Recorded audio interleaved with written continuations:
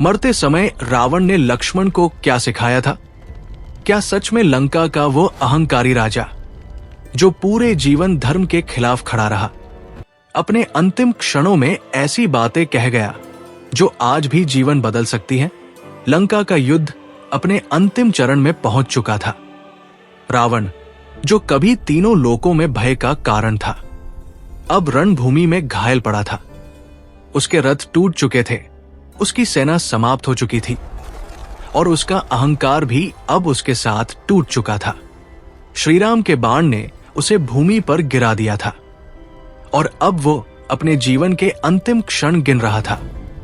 ये वही रावण था जो वेदों का ज्ञाता था, शिव का परम भक्त था और एक महान विद्वान भी था, लेकिन उसी ज्ञान के साथ उसका अहंकार भी जुड़ा हुआ था, जिसने उसे विनाश की ओर धकेल दिया।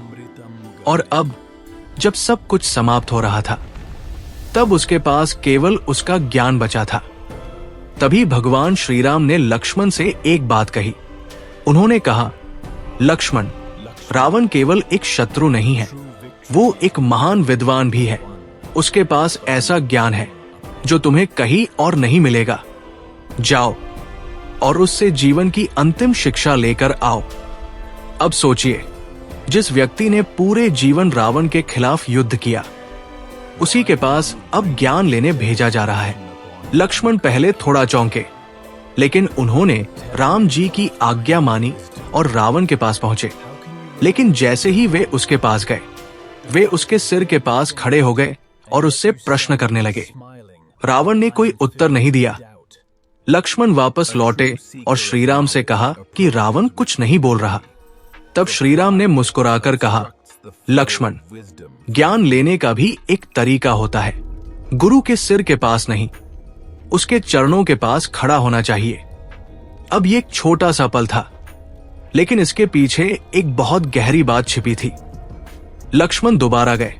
इस बार वे रावण के सिर के पास नहीं, बल्कि उसके चरणों के पास खड़े होते हैं। अब उनके अंदर अहंकार नहीं था, केवल जिज्ञासा थी। और शायद यही कारण था कि इस बार रावण ने अपनी आंखें खोली और बोलना शुरू किया। रावण ने सबसे पहली बात जो कही, वो बहुत सीधी थी, लेकिन जीवन बदल देने वाली थी। उसने कहा, लक्ष्मण, शुभ कार्य को कभी भी टालना नहीं चाहिए और अशुभ कार्य को जितना हो सके टाल देना चाहिए। फिर उसने अपने जीवन की ओर इशारा किया। उसने बताया कि वो जानता था कि श्रीराम भगवान है। वो ये भी जानता था कि सीता का हरण गलत है, लेकिन उसने उस गलत काम को करने में देरी नहीं की। वहीं दूसरी ओर उसने ये भी स्वीकार किया कि वो कई अच्छे कार्य करना चाहता था, लेकिन उन्हें टालता रहा और यही उसकी सबसे बड़ी गलती बन गई। ये एक ऐसी बात थी जिसे हम आज भी अपने जीवन में देख सकते हैं। हम जानते हैं कि क्या सही है, लेकिन उसे करने में देर करते हैं और जो गलत है उसे करने में जल्दी कर देते हैं। रावण की पहली सीख यही थी, समय पर सही निर्णय लेना ही सबसे बड़ी बुद्धिमानी है। इसके बाद रावण ने दूसरी बात कही और ये बात अहंकार से जुड़ी थी।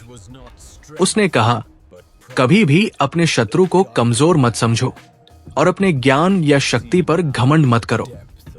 उसने स्वीकार किया कि उसने श्रीराम को एक साधारण मनुष्य समझा और यही उसकी सबसे बड़ी भूल थी। उसका अहंकार इतना बड़ा हो गया था कि उसने अपने सामने खड़े सत्य को भी पहचानने से इनकार कर दिया। अब जरा इस बात को महसूस कीजिए, एक ऐसा व्यक्ति जिसने तीनों लोकों को जीत लिया था, वो अपनी अंतिम सांसों में ये स्वीकार कर रहा है कि उसका सबसे बड़ा दुश्मन कोई बाहरी शक्ति नहीं था, बल्कि उसका अपना अहंकार था। फिर रावण ने तीसरी और शायद सबसे गहरी बात कही। उसने लक्ष्मण से कहा, ज्ञान चाहे किसी के पास हो, उसे ग्रहण कर लेना चाहिए। ये मत देखो कि वो मित्र है या शत्रु। ये वही बात थी जो खुद उस समय घट रही थी। लक्ष्मण अपने शत्रु से ज्ञान ले रहे थे और रावण अपने अंतिम समय में एक गुरु की भूमिका निभा रहा था। अब जरा इस पूरे दृश्य को एक साथ देखिए। एक तरफ विजेता राम खड़े हैं और दूसरी तरफ पराजित रावण। लेकिन उस पल में जीत और हार का कोई मतलब नहीं था। वहां केवल ज्ञान था, अनुभव था और जीवन की सच्चाई थी। यही कारण है कि यह घटना सिर्फ एक कहानी नहीं है, बल्कि एक आईना है। क्योंकि रावण बुरा था, लेकिन उसका ज्ञान गलत नहीं था। और शायद यही इस कहानी की सबसे बड़ी सीख है कि इंसान की गलती उसे गलत बनाती है, लेकिन उसका अनुभव फिर भी सही हो सकता है।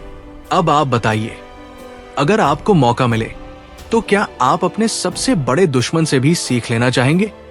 क्योंकि कभी कभी सबसे बड़ी सीख वही मिलती है जहां हम सबसे कम उम्मीद करते हैं।